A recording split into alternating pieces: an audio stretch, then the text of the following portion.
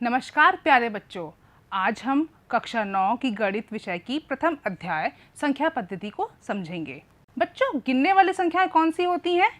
1, 2, 3, 4, 5, बिल्कुल सही, यही संख्याएं होती हैं। और इन संख्याओं को क्या बोलते हैं हम लोग? प्राकृतिक संख्या। ठीक, प्राकृतिक संख्या कहाँ तक होती हैं? क्या आप बता सकते हैं कि सबसे बड़ी प्राकृतिक संख्या कौन सी होती है? नहीं, सबसे बड़ी प्राकृतिक संख्या नहीं होती है, क्योंकि आप जितनी भी बड़ी संख्या बता दीजिए, मैं उसमें एक और ऐड कर दूंगी और उससे बड़ी प्राकृतिक संख्या बन जाएगी। इसका अर्थ हुआ प्राकृतिक संख्या 1 से शुरू होती है और अपरिमित तक जाती है। अब आता है पूर्ण संख्या। जब शून्य की खोज हुई तो पूर्ण संख्या की खोज हुई। अब आपके दिमाग में आ रहा होगा कि जब शून्य नहीं था तो प्राकृतिक संख्या में 10 कैसे लिखा गया? तो मैं बता दूं आप लोगों को कि 10 एक संकेतांक है जिसको अलग अलग भाषाओं में अलग अलग प्रकार से लिखा जाता है। जैसे कि रोमन नंबर में क्या लिखा जाता है? x से प्रदर्शित करते हैं। टैली चिन्ह में इसको हम लोग इस प्रकार प्रदर्शित करते हैं और संस्कृत भाषा में हम लोग उसको दशम में प्रयोग करते हैं। यानी कि अलग अलग भाषाओं के अलग अलग संकेत होते हैं। यानी कि जब हमारे पास शून्य का खोज हुई उसके पश्चात ही इस 10 अंक का संकेतांक की खोज हुई। इसका अर्थ हुआ कि प्राकृत संख्या तो 1 से शुरू होती हैं और जब उसमें शून्य को मिला दिया गया तो वो बन गई पूर्ण संख्याएं। अब कुछ ऋणात्मक संख्याओं की जरूरत पड़ी। ऋणात्मक संख्याएं कौन सी हैं? ऋणात्मक संख्याएं यानी कि निगेटिव नंबर्स, इनकी आवश्यकता पड़ी। तो इन नेगेटिव नंबर्स को जब हमने पूर्ण संख्याओं में सम्मिलित किया तो हमारे क्या बन गए? पूर्णांक बन गए। बिल्कुल सही। अब संख्या रेखा पर इन संख्याओं को देखते हैं। 1 से लेकर के अपरिमित तक की संख्याओं को क्या बोलते हैं? प्राकृत संख्या, जिसको कि किससे डिनोट करते हैं? n से। ठीक, इसके बाद 0 से लेकर के अपरिमित तक की संख्याओं को क्या बोलते हैं? पूर्ण संख्या, जिसको कि हम लोग W से रिप्रेजेंट करते हैं। ठीक, इसके बाद ऋणात्मक अपरिमित से धनात्मक अपरिमित तक की संख्याओं को क्या बोलते हैं हम लोग? पूर्णांक। बिल्कुल सही, जिसको हम प्रदर्शित करते हैं Z से। ठीक, अब क्या संख्या रेखा पर इतनी ही संख्याएं होती हैं? नहीं, अभी देखते हैं। इस 0 से 1 के बीच में कहीं पर आएगा 1/2। इसके बीच में एक संख्या आ सकती है 1/4। इन दोनों के बीच में देखो तो आएगा -3/2। ऐसे ही बहुत सारी संख्याएं इसके बीच में आएंगी। इन संख्याओं को क्या बोलते हैं हम लोग? परिमेय संख्या। चलिए देखते हैं कि परिमेय संख्या क्या होती हैं। वे संख्याएं जिनको हम p/q के रूप में लिख सकते हैं वे सभी परिमेय संख्या होती हैं, जहाँ पे p और q पूर्णांक है और q नॉट इक्वल टू 0। जैसे कि यहाँ पे 4/5 लिखा हुआ है, यहाँ पे 4 p है और 5 q है, जो कि p/q के रूप में लिखा हुआ है, इसलिए ये एक परिमेय संख्या है। लेकिन ये 11 कैसे परिमेय संख्या हो गई? तो बता दें बच्चों, 11 को हम 11/1 भी तो लिख सकते हैं, इसका मान भी तो 11 आएगा। ठीक, उसी प्रकार से अब ये p/q के रूप में हो गई और इसको हम लोग परिमेय संख्या कहेंगे। इसी प्रकार से ऋणात्मक 10 ये भी एक परिमेय संख्या है, क्योंकि ये देखिए p/q के रूप में लिखी जा सकती है। अर्थात अब यहाँ से ये पता चलता है कि सभी पूर्णांक परिमेय संख्या होती हैं। अब यहाँ पे एक कंडीशन थी, q is not equals to 0। इसको समझते हैं। q is not equals to 0 अगर हम 1/5 लिखते हैं, इसका अर्थ क्या होता है? किसी एक चीज के 5 टुकड़े किए गए हैं, उसमें से एक टुकड़ा को लिया गया है, वो हो गया 1/5। ठीक, अब जैसे मान लीजिए ये पेन है, इसके आप 5 टुकड़े तो कर सकते हैं, ये खुद में एक टुकड़ा है, लेकिन क्या आप इसके 0 टुकड़े कर सकते हैं? नहीं, क्योंकि किसी भी चीज के वो खुद में एक टुकड़ा तो रहेगा ही, हमेशा एक भाग हमेशा रहेगा। उसके आप 2 भाग 3 भाग अनंत भाग कर सकते हैं, लेकिन 0 भाग नहीं कर सकते हैं। इसलिए इसको हम लोग q is not equals to 0 ही रहेगा। समतुल्य परिमेय संख्या 1/2 और 2/4 क्या बराबर है? हाँ, इसको देखते हैं। 1/2 को के अंश में अगर हम 2 से गुणा कर दें और हर में अगर 2 से गुणा कर दें तो ये 2/4 हो जाता है। ठीक, उसी प्रकार से अगर हम फिर से इसमें 2 से गुणा कर दें तो ये 4/8 हो जाता है। ये भी बराबर हो गया इसके। क्या इसमें फिर से गुणा कर दें अगर 2 से, क्या आ जाएगा? क्या ये भी बराबर है? हाँ, ये भी बराबर है। यहाँ से ये पता चलता है कि हम किसी भी परिमेय संख्या के अंश और हर में समान अंक के गुणा करने पर प्राप्त संख्याएं उसी परिमेय संख्या के समतुल्य होती हैं।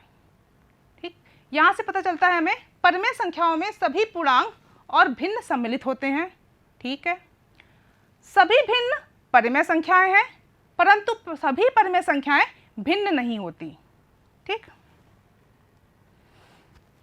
अब देखते हैं संख्या रेखा पर परिमेय संख्याओं का निरूपण। यहाँ पर 1/4 लिखा हुआ है। 1/4 0 से तो बड़ा है परंतु 1 से छोटा है। ठीक, तो हम क्या करेंगे? 0 से 1 तक की एक मात्रक की दूरी को हम 4 बराबर भागों में बांटेंगे। ये 4 भाग हो गए। इस 4 भाग में से पहला भाग मेरा क्या हो गया? 1/4। ठीक, अब दूसरा प्रश्न देखते हैं। ये 2/5। अब क्या हम 0 से 2 तक की बीच की दूरी को 5 भागों में बांटेंगे? नहीं। क्यों? क्योंकि 2/5 भी 0 से बड़ा है और 1 से छोटा है, इसलिए हम 0 से 1 तक की एक मात्रक की दूरी को 5 भागों में विभाजित करेंगे। 2, 3, 4 और 5। ठीक, ये 5 भाग में विभाजित करने पर इसका दूसरा वाला भाग क्या हो जाएगा? 2/5। ठीक है, इसी प्रकार से माइनस का 5/6, इसको ये क्या है? माइनस का 5/6, इसलिए हम इसको इस वाले एक मात्रक की दूरी को 6 भागों में बांटेंगे। इस प्रकार से 6 भागों में बांटेंगे और इसका 5वां वाला भाग क्या हो जाएगा? माइनस का 5/6। ठीक, अब अगला पर क्या 27/30 को भी ऐसे करेंगे? यानी कि एक मात्रक की दूरी को 30 भागों में बांटेंगे। ये तो बहुत कठिन पर हो जाएगा, तो हम इसको ध्यान से देखते हैं तो पता चलता है इसका अंश और हर 3 से तो भाज्य है। कैसे? इसमें 3 आ रहा है ना, 3 के पहाड़े में 27 भी आता है और 30 भी आता है, तो इसको हम अगर एक ही पहाड़े से कट करते हैं तो ये मुझे 9/10 प्राप्त हो जाएगा ना। अब हम एक मात्रक की दूरी को 10 बराबर भागों में बांटेंगे और 9वां भाग आ जाएगा। किस तरह से? ऐसे हो गए 10 भाग। इसका 9वां भाग क्या हो जाएगा? या इसको हम क्या लिख सकते हैं? ठीक, अब आपको समझ में आ गया होगा। चलिए आगे देखते हैं। किन्हीं दो परिमेय संख्याओं के बीच की परिमेय संख्या निकालने के लिए क्या करते हैं हम लोग? दोनों संख्याओं का औसत निकालते हैं, यानी कि दोनों संख्याओं को योग करके बटे 2 कर देंगे और उनका औसत आ जाएगा, वही उन दोनों परिमेय संख्या के बीच की परिमेय संख्या होगी। जैसे कि यहाँ पे हम समझते हैं -2/3 संख्या दी हुई है एक परिमेय संख्या और दूसरी है 1/4, तो हमने दोनों का योग किया और बटे 2 कर दिया। यहाँ से हमें लासा प्राप्त होगा 12 और यहाँ पे आएगा 8, यहाँ पे आएगा 3, यहाँ पे 2, इनको घटाने पे आएगा 5/12 और इसको हम लोग रेसिप्रोकल कर देंगे तो ये आ जाएगा 1/2 और ये हो गया -5/24। ठीक, अब क्या किन्हीं दो परिमेय संख्याओं के बीच सिर्फ एक परिमेय संख्या होगी? नहीं। चलिए इसको समझते हैं। यहाँ पे एक संख्या रेखा दी हुई है। इस संख्या रेखा पे 1 और 2 एक परिमेय संख्या है। इनके बीच की एक परिमेय संख्या निकालने के लिए इन दोनों को जोड़ते हैं और बटे 2 करते हैं, तो हमें यहाँ पे बीचों बीच में क्या मिल जाएगा? 3/2।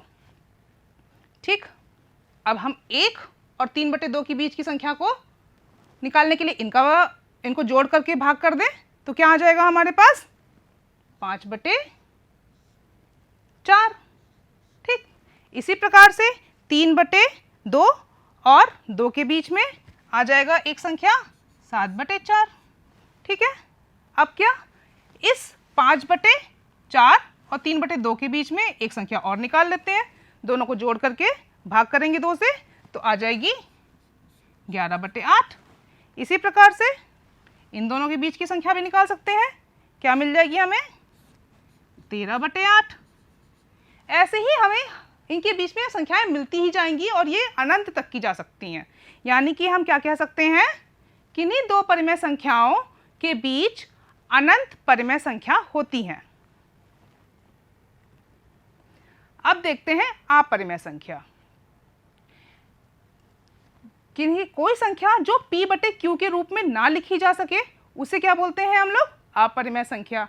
जहां पर p और q एक पूर्णांक है और q is not equals to 0, जैसा कि हम लोग पहले भी समझ चुके हैं। तो ऐसी संख्याओं को क्या बोलते हैं, अपरिमेय संख्या। इसके उदाहरण क्या है, √2, जो कि आप लोग समझ रहे हैं, ये p/q के रूप में नहीं लिखी जा सकती है। √3, ठीक है, √5, ये भी एक अपरिमेय संख्या है। लेकिन ये पाई यहाँ पे क्यों लिखा हुआ है, पाई का मान तो 22/7 होता है।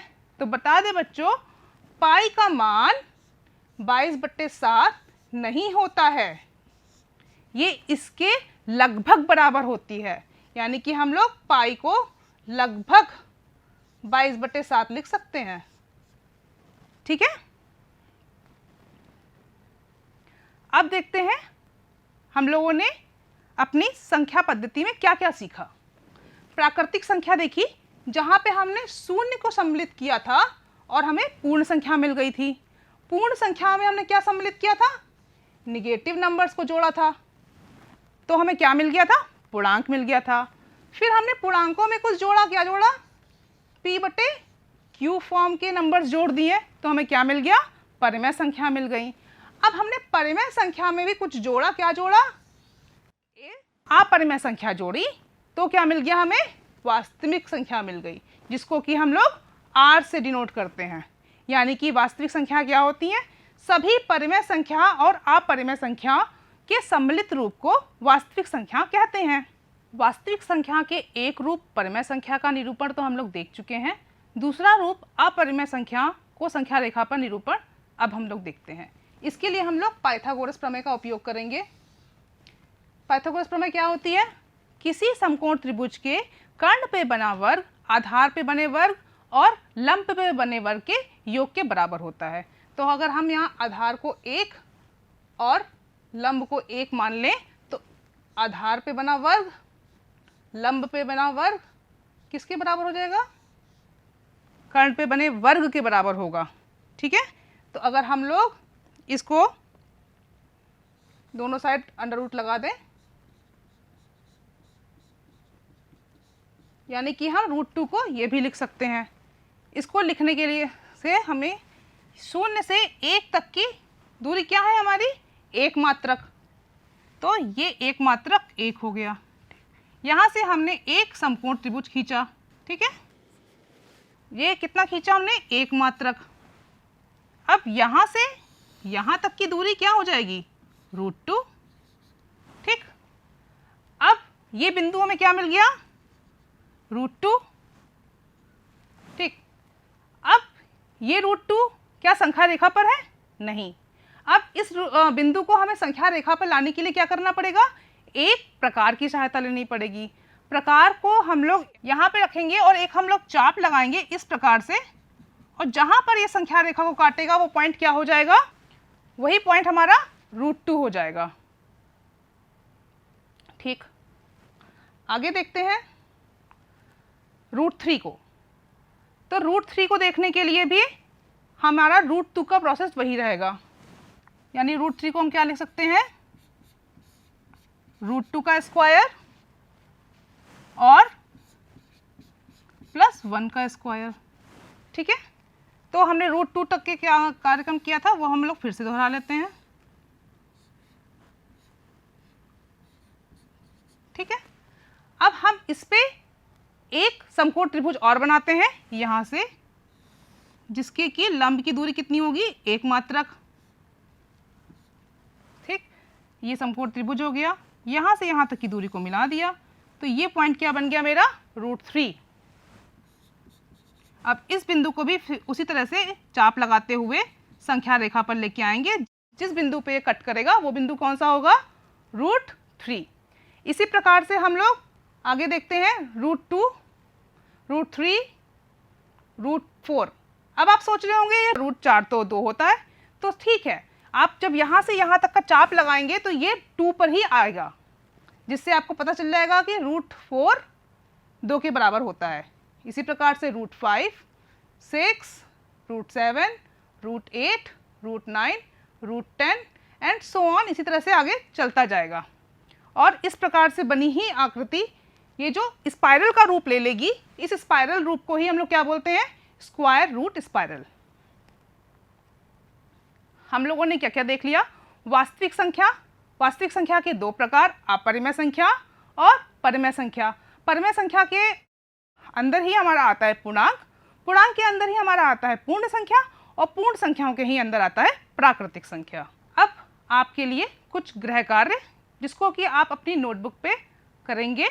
आशा करती हूँ आपको ये क्लास काफ़ी पसंद आई होगी। मिलते हैं अगली कक्षा में।